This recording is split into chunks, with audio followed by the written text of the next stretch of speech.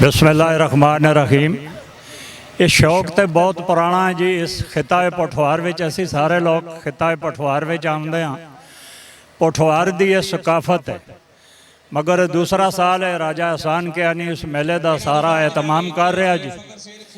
District Jhelum, तहसील सुहावा और तहसील दीना खास और खास एहलियाने बड़ा गुआ उन्होंने ये सारी सकाफत दे विच मेला हो रहा जी। तो पूरे इलाके नूं असां इल्तमास की कि राजे एहसान का मेला नहीं बल्कि पूरे डिस्ट्रिक्ट जेलम का मेला। इस विच हर आदमी बढ़ चढ़ कर हिस्सा लै सी। ये सकाफत साड़ी जिंदा रह सी। और जो नौजवान नस्ल है उन्हें के पैगाम दे सो, क्योंकि अजकल जो नौजवान नस्ल है मोबाइलों में मसरूफ है।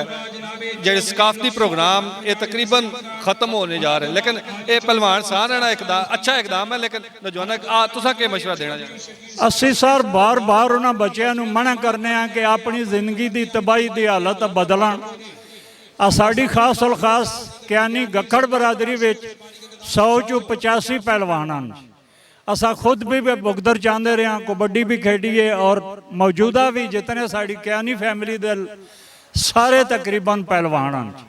तो लिहाजा जोड़े मोबाइल तकने या मोबाइलों में इन्होंने असी हथ जोड़ के आखसा कि मेहरबानी करो अपनी जिंदगी बचाओ।